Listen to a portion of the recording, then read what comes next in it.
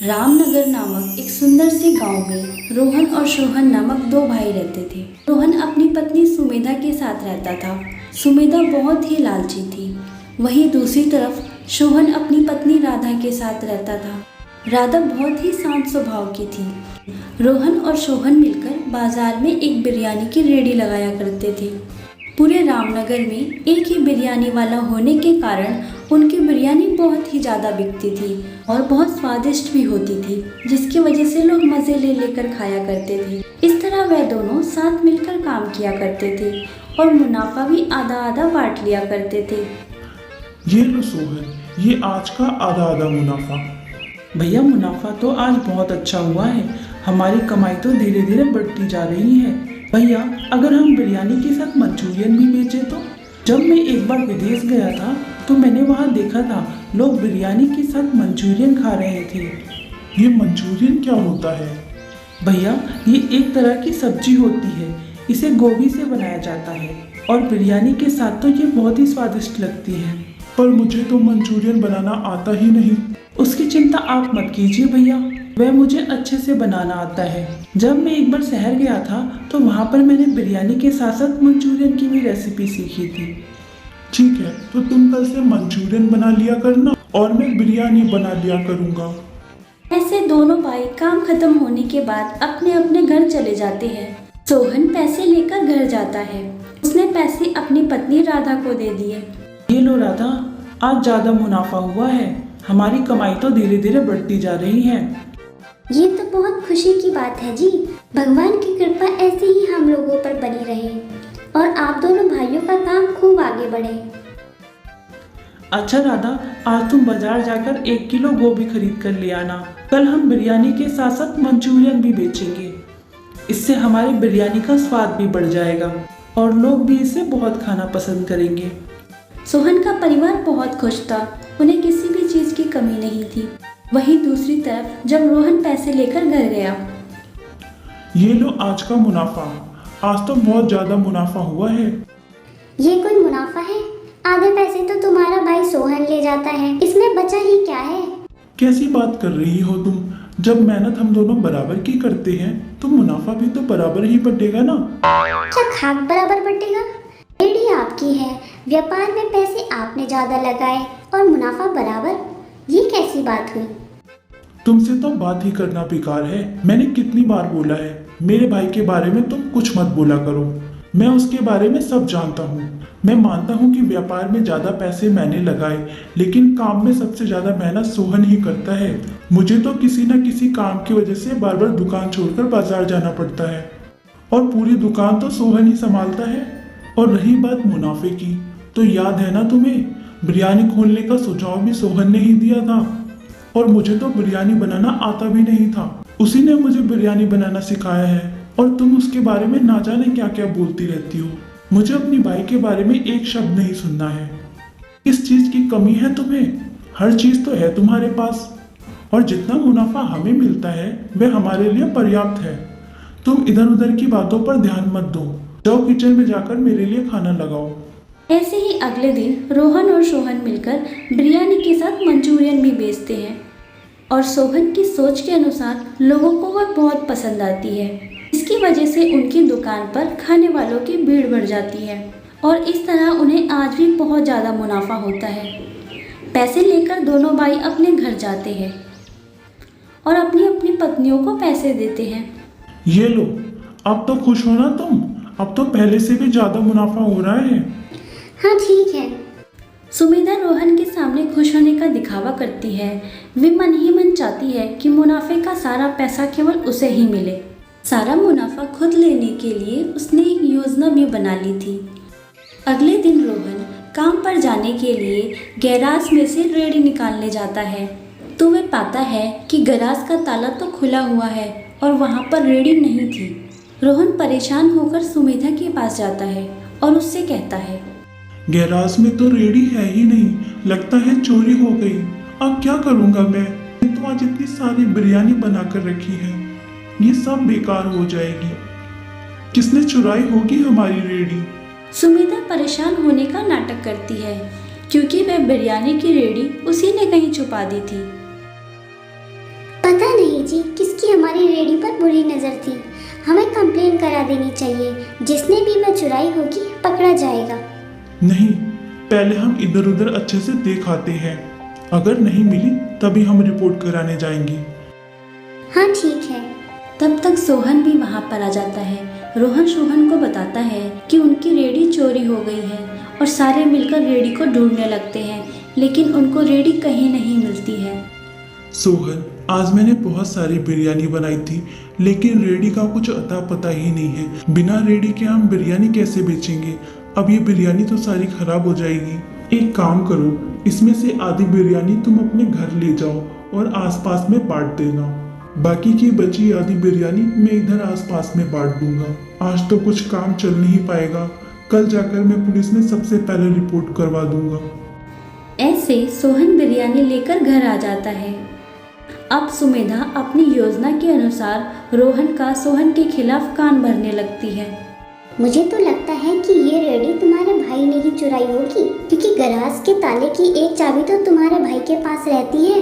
देख लीजिए, मैं पक्का कह रही हूँ, रेडी तुम्हारे भाई ने ही चुराई होगी। तुम ये कैसी बातें कर रही हो? भला वो रेडी क्यों चुराएगा? तुम ना खाली पीली उस पर चढ़ जाती हो। देखिए जी, मैं कोई बात ऐसे ही हवा में नहीं करती। मुझे पक्का यकीन है तुम्हारे भाई ने ही रेडी चुराई होगी। अगर तुम्हें मेरी बातों पर यकीन नहीं है तो उसके घर के आसपास जाकर छानबीन करते हैं। अगर उसके घर के आसपास रेडी नहीं मिली तो मैं मान जाऊंगी कि तुम्हारे भाई ने नहीं चुराई है। ऐसे रोहन सुमेधा की बातों में आकर सोहन के घर पहुंच जाता है और उसके घर के आसपास रेडी ढूंढने लगता है, पर उसे रेडी कहीं दिखाई नहीं देती। लेकिन सुमेधा ने तो सोहन के घर के आसपास ही रेडी छुपाई हुई थी। वह उसे रोहन को उसी जगह लेकर जाती है जहां उसने रेडी छुपाई थी और अनजान बनने का दिखावा करती है। ये देख लो, ये है हमारी रेडी। तुम्हारे भाई ने इसे यहाँ छुपा रखा है। मैं कह रही थी ना कि पक्का तुम्हारे भाई ने ही चुराई होगी। ये सोहन ने अच्छा नहीं किया। अगर उसे मेरे साथ काम नहीं करना था तो एक बार मेरे से कह के तो देखता, मैं उसके लिए एक अलग दुकान खुलवा देता। मगर ऐसी हरकत करके उसने मेरा भरोसा तोड़ दिया। रोहन सुमेधा के साथ सोहन के घर पर आता है और उसे खूब खरी खोटी सुनाता है। सोहन बार बार यही कहता रह जाता है कि भैया मैंने रेडी नहीं चुराई है, लेकिन रेडी सोहन के घर के पास मिलने के कारण रोहन को ये विश्वास हो जाता है कि रेडी सोहन ने ही चुराई थी। अब रोहन सोहन को उसके साथ काम करने के लिए भी मना कर देता है और अपनी रेडी लेकर वहाँ से चला जाता है। उस दिन से दोनों भाइयों के बीच बातचीत बंद हो जाती है और रोहन अब अकेले ही अपनी दुकान पर बिरयानी बेचा करता था और सोहन घर में निराश होकर बैठा था। पता नहीं भैया को क्या हो गया है, रेडी चुराने जैसा इल्जाम मेरे पे लगा रहे हैं। उन्हें मुझ पर बिल्कुल भरोसा नहीं है। आप बिल्कुल चिंता मत कीजिए, मैं सब जानती हूँ। ये सब उनकी पत्नी का किया धरा है। जरूर ये रेडी हमारे आंगन में सुमेधा भाभी ने ही रखी होगी।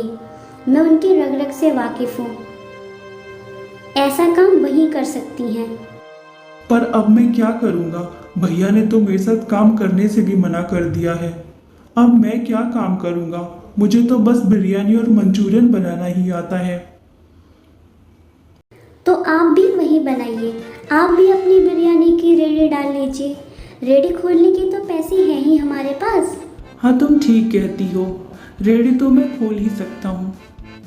अगले दिन सोहन ने भी बाजार में अपनी बिरयानी और मंचूरियन की रेडी लगाई। सोहन की रेडी लगाते ही बिरयानी और मंचूरियन की खुशबू से लोग उसकी रेडी के पास आकर बिरयानी और मंचूरियन खाने लगते हैं, क्योंकि उन्होंने सोहन के हाथ की बिरयानी और मंचूरियन पहले से खाई हुई थी। वह बहुत ही स्वादिष्ट बिरयानी और मंचूरियन बनाता था। अब रामनगर में दो बिरयानी वाले थे, एक सोहन बिरयानी वाला और दूसरा रोहन बिरयानी वाला। दोनों ही बहुत स्वादिष्ट बिरयानी बनाते थे, जिसकी वजह से दोनों भाइयों की ही दुकान पर बहुत भीड़ होती थी। सोहन का काम भी अच्छा चल रहा था और वह खुशी खुशी अपनी पत्नी के साथ रह रहा था। मगर ये बात रोहन की पत्नी सुमेधा को हजम नहीं हुई कि सोहन ने भी अपनी रेडी लगा ली है और अब उनकी कमाई भी काफ़ी अच्छी होने लगी है। सोहन से जलन और ईर्ष्या में आकर उसने कुछ गुंडे को पैसे देकर उनसे सोहन की रेडी को तोड़ने को कहा और गुंडे सुमेधा के कहे हुए कार्य को करने चले जाते हैं। वहाँ पर रोहन बिरयानी वाली रेडी और उससे कुछ दूर पर सोहन बिरयानी वाली रेडी थी। गुंडे रोहन को सोहन समझकर उसकी रेडी को तोड़ देते हैं, जिस वजह से रोहन और गुंडों में हाथापाई हो जाती है। उसमें रोहन को बहुत चोट आती है और वह वहीं पर बेहोश हो जाता है।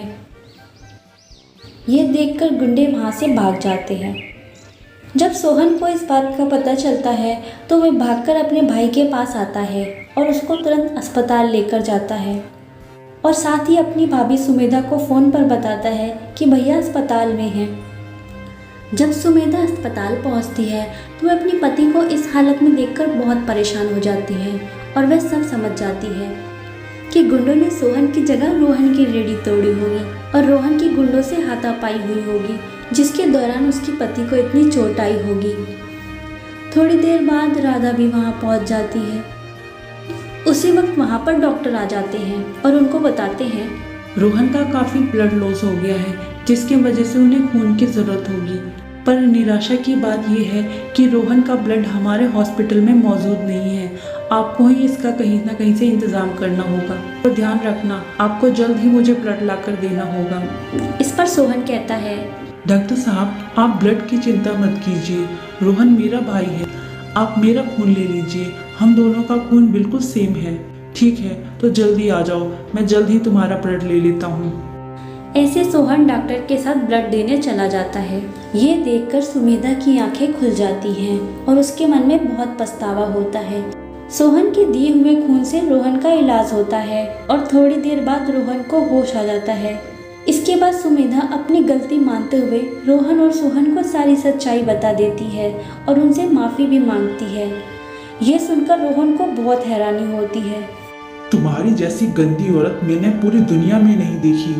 जलन और पैसे के लिए तुम इतनी हद तक जा सकती हो। तुम मेरे भाई को मरवाना चाहती थी और रेडी चोरी का इल्जाम भी तुमने ही मेरे भाई पर लगवाया था ना। मैं तुम्हारी शक्ल नहीं देखना चाहता। जाओ, चली जाओ यहाँ से। ये सुनकर सुमेधा फूट फूट कर रोने लगती है। उसको रोता देखकर सोहन अपने भाई से कहता है, भैया, भाभी को माफ कर दीजिए। उन्हें अपनी गलती का एहसास हो गया है। मुझे लगता है भाभी को आपको एक और मौका देना चाहिए। ये सब भाभी ने अनजाने में किया है और अब उन्हें इस बात का पछतावा भी है। देखा तुमने, तुम थी जो आए दिन मेरे भाई के खिलाफ मेरे कान भरती रहती थी और एक तरफ मेरा भाई है जिसके साथ तुमने इतना बुरा किया, फिर भी वो आज तुम्हारे लिए खड़ा है, तुम्हारी गलतियों को माफ कर रहा है। देवर जी, मुझे माफ़ कर दीजिए। मैंने आपके साथ बहुत बुरा किया। मुझे अपनी गलती का एहसास हो गया है। मेरी लालच और ईर्ष्या की वजह से आज मेरे पति का ये हाल है और मैं उनकी नज़रों में बहुत गिर चुकी हूँ। कोई बात नहीं भाभी, आपको अपनी गलती का एहसास हो गया, हम सबके लिए यही काफ़ी है। बस मैं यही कहना चाहता हूँ कि हम सब पहले की तरह खुशी खुशी रहें। ऐसे सोहन के कहने पर रोहन अपने पत्नी को माफ कर देता है और दोनों भाई फिर से एक साथ मिलकर काम करने लगते हैं और इसी तरह वे चारों खुशी खुशी रहने लगते हैं।